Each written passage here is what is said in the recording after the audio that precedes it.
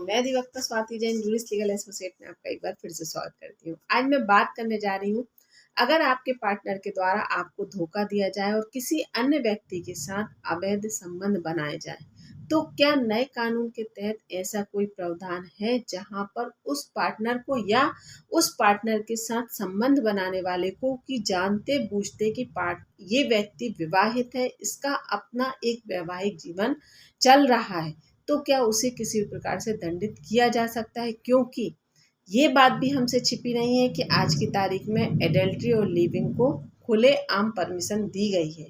इसमें किसी भी प्रकार से कोई भी दो राय नहीं है। लेकिन अगर कोई व्यक्ति ये भी एक्सेप्ट ना करे कि हम एडल्ट्री में रह रहे हैं या हम लिविंग में रह रहे हैं और यहाँ पर अपना वैवाहिक जीवन चला रहा है, साथ में किसी अन्य व्यक्ति के साथ संबंध भी बना रहा है, तो फिर ऐसी परिस्थिति में क्या उस व्यक्ति के ऊपर नए कानून के तहत कोई कार्रवाई की जा सकती है? क्योंकि आईपीसी की धारा 497 को तो खत्म कर दिया गया है, उसमें अब किसी भी प्रकार से कोई भी कार्यवाही नहीं की जा सकती है। तो फिर नए कानून के तहत ऐसा कोई प्रावधान है? तो आज हम इसी पर बात करेंगे। जानकारी पूरी पाने के लिए वीडियो में बने रहिए और अगर अभी तक आपने मेरे चैनल को सब्सक्राइब नहीं किया है तो मैं आपसे रिक्वेस्ट करूंगी कि मेरे चैनल को सब्सक्राइब कर लीजिए ताकि आने वाली वीडियो की नोटिफिकेशन आपको मिल सके। चलिए बात करते हैं पहले हम धारा को लेकर कि आईपीसी की धारा 497 को खत्म कर दिया गया है, लेकिन नए कानून के तहत बीएनएस की धारा 84 के तहत अब कार्यवाही की जाएगी। ये कॉमन वीडियो है, पति के साथ भी हो सकती है घटना, पत्नी के साथ भी हो सकती है। अधिकतर केसेस में हाउसवाइफ को इस चीज में फंसते हुए पाया जाता है, क्योंकि कई कंडीशन में ऐसी परिस्थितियां, ऐसी चीजें देखने में मिलती हैं कि अधिकतर किसी भी व्यक्ति जो पहले से उनसे टच में था या जॉब के तहत या पति पत्नी का जो भी वाद विवाद हुआ और अड़ोसी पड़ोसियों के द्वारा इस चीज का सॉफ्ट कॉर्नर दिखाकर फायदा उठाया जाता है कि आपके पार्टनर के द्वारा आपकी केयर नहीं की जाती, आप सच में बहुत अच्छी हैं और आपको वो उस हिसाब से मैनेज नहीं करता या आपकी केयर नहीं करता। ये मैं आपको फैक्ट बता रही हूँ।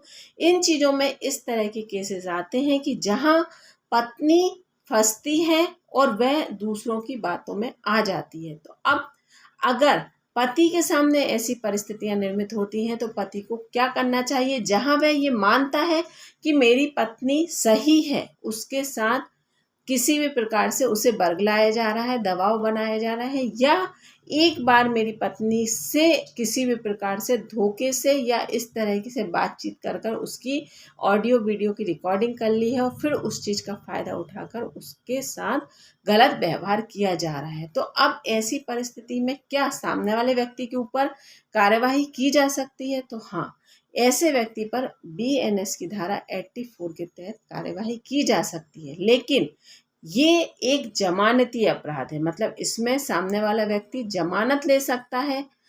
ये एक समझौता करने वाला अपराध है कि अगर आप चाहें तो यहाँ पर आप समझौता करने की स्थिति बना सकते हैं कि आपके द्वारा जो भी ऑडियो वीडियो बनाए गए हैं या जो भी आगे आपके द्वारा इस तरह से कोई भी कार्य नहीं किया जाएगा, तो आप यहाँ पर बैठकर समझौता भी कर सकते हैं।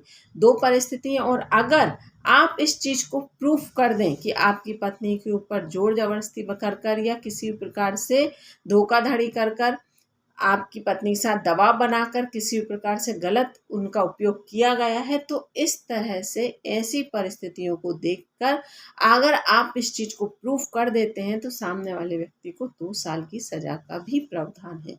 लेकिन बात यहाँ पर यही आती है कि आपको प्रूफ देना होगा और महिला के द्वारा भी इस चीज़ को स्वीकार किया जाना चाहिए कि हाँ, उसके साथ गलत किया गया है। परिस्थितियां दोनों पर बनेंगी। मैंने आपसे कहा हस्बैंड और वाइफ कि अगर सामने वाले पार्टनर के द्वारा धोखा दिया जा रहा है तो आप बीएनएस की धारा 84 में सामने वाले व्यक्ति के ऊपर कार्यवाही करवा सकते हैं और इसमें जिस व्यक्ति के द्वारा ऐसा किया गया है उसके ऊपर सजा का प्रावधान भी है। ये मैंने आपको बताया जमानती अपराध भी है और समझौता करने लायक भी अपराध है। तो यहाँ पर दोनों परिस्थितियाँ आपको क्लियर हो गई होंगी। फिर भी अगर आपका कोई डाउट हो तो पूछेगा, मैं प्रयास करूँगी कि आपका जवाब दूँ। लेकिन अब नए कानून में सारी चीज़ों को चेंज किया गया है, लेकिन कहीं ना कहीं आपकी हर सुविधा को और हर तरह से आपको न्याय दिलाने का प्रयास किया गया है। तो आप ये मत सोचिए कि यहाँ पर इस धारा को खत्म कर दिया है। मैं कोशिश करूँगी कि हर धारा पर आपको एक वीडियो बना कर दूँ। हर चीज़ जो भी कॉमन आज की तारीख में इस तरह के टॉपिक हैं जो आपको, हर व्यक्ति को इन चीज़ों से गुजरना पड़ रहा है जाने अनजाने में। तो अगर ऐसी कोई धाराएं हैं या ऐसा कुछ वीडियो है तो मैं आपको अवश्य बना के दूंगी। लेकिन अगर आपके मन में भी कोई डाउट हो तो आप पूछिए, मैं प्रयास यही करूंगी कि आपको जवाब दे पाऊँ।